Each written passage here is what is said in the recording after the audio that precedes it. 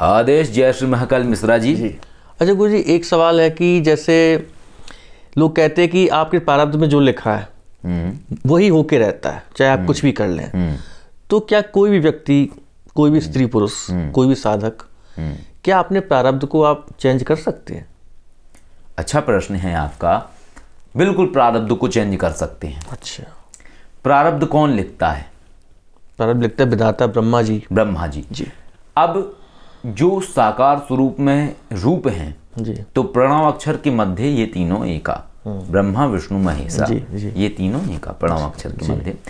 लेकिन जब हम कार्यभार देखें तो ब्रह्मा जी का कार्य है रचना करना, विधान लिखना, विधि का विधान जिसे कहा जाता है वो ब्रह्मा जी लिखते हैं जी।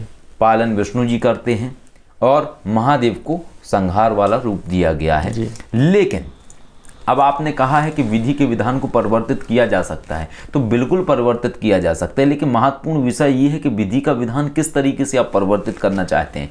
जैसे मान लीजिए एक कोई कुंडली है किसी व्यक्ति की, दरिद्रता भरे योग हैं उसके अंदर, ठीक, और उसे कहीं से जानकारी मिलती है कि एक बहुत ही सिद्ध व्यक्ति है जो हिमालय पर बैठे हुए हैं, वो सारे कुंडली के फल बदल कर एक नई कुंडली का निर्माण कर सकते हैं व्यक्ति का।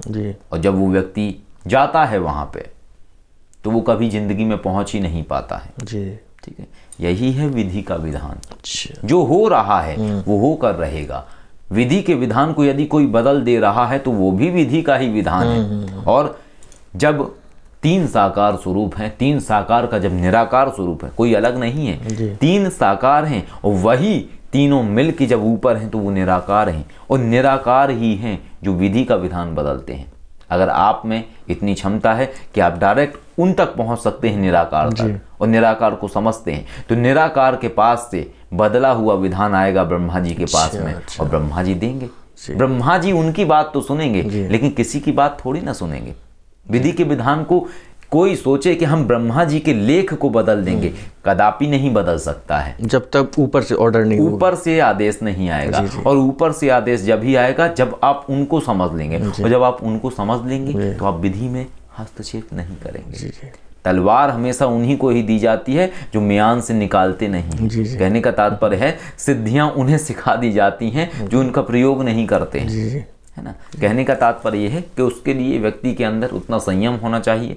ये नहीं है कि हर पल वो उस चीज़ को प्रयोग करे। तो विधि का विधान बदलना भी संभव है। दुनिया में ऐसी कोई चीज़ नहीं है जो संभव ना हो, लेकिन समझना पड़ेगा। अभी कोई कहे कि नहीं बदलता है, क्यों नहीं बदलता है? और जब आप एक चीज़ बताइए कि जो सुप्रीमो है वहाँ से जब चीज़ आ रही है तो क्यों नहीं कार्य ऑटोमेटिकली चेंज हो जाएगा। वो उनकी सुनेंगे जी, आपकी या किसी और की थोड़ी ना सुनेंगे। मतलब ये भी विधि का ही विधान का हिस्सा है। लीलाएं हैं बहुत सारी, उनको हम या आप नहीं समझ सकते हैं अनगिनत रहस्य हैं इन बातों के अंदर। मतलब डेस्टिनी चेंज करने के लिए अगर आप कोई अटेम्प्ट लेते हैं तो आपके अटेम्प्ट ऑटोमेटिकली फेल हो जाएंगे, क्योंकि आपके भाग में जो लिखा है आप उसको बदलने की कोशिश कर रहे हैं जो कि संभव नहीं है। ये आप कहना चाहते हैं? मैं ये नहीं कहना चाहता हूँ, मैं ये कहना चाहता हूँ जी, कर्म और भाग्य, जी, जो इंसान भाग्य के भरोसे रहता है जी, वो भी भाग्य का ही हिस्सा है।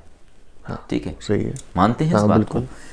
लेकिन यदि वो कर्म करने के भरोसे रहता जी, तो भाग्य भी उसका बदला हुआ होता और भाग्य का हिस्सा भी बदल गया होता। समझ पाए आप हमारी बात को? ठीक है, भाग्य और कर्म जी, दोनों ऐसे हैं जो एक दूसरे के विपरीत हैं, लेकिन विपरीत होने के बाद भी वो एक ही हैं, कोई अलग नहीं है। भाग्य और कर्म दोनों जुड़े हैं। अगर एक पल्ले को नष्ट कर दिया जाए दूसरे का अस्तित्व तो अपने आप खत्म हो जाएगा। सिक्के के एक पल्ले में कुछ भी ना देखे, दूसरे में दिखाई दे तो चलेगा नहीं वो। ऐसा ही भाग्य और कर्म है। भाग्य और कर्म जब आप दोनों को समझते हैं तभी आप पूर्णता प्राप्त कर पाते हैं जीवन में, जो आप चाहते हैं। और भाग्य और कर्म दोनों को अगर आपने समझ लिया तो क्या होता है, फिर आप परम को समझने के लायक बन जाते हैं। अच्छा, तो जब आप परम को समझने के लायक बन जाते हैं तो आप भाग्य भी समझ रहे हैं, आप कर्म भी समझ रहे हैं, अर्थात कि ब्रह्मा जी के जो नियम है उनका पूर्ण अनुसरण कर रहे हैं। और जब आप उनके हिसाब से चलेंगे तो ब्रह्मा जी खुद आपको आशीर्वाद देंगे।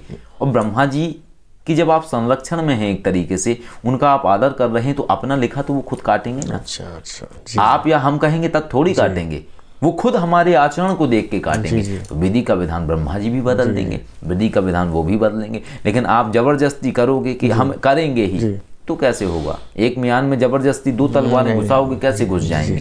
तो ये विषय है विधि के विधान को लेके, और बहुत सारे रहस्य हैं जीवन में जो चलते रहते हैं, उनको समझना कठिन है थोड़ा सा। बिल्कुल, काफ़ी कुछ जिज्ञासाएं आपने समाधान किया, और मुझे उम्मीद है जो लोग ये वीडियो देख रहे हैं उनको काफ़ी इंटरेस्टिंग लग रहा होगा, क्योंकि इस तरह की जानकारी मुझे लगता है कि यूट्यूब में अवेलेबल है, और अगर अवेलेबल है भी तो ऑथेंटिक सोर्स तो नहीं होगा जहाँ तक मुझे लगता है। तो अच्छी जानकारी आप दे रहे हैं। आदेश, आदेश।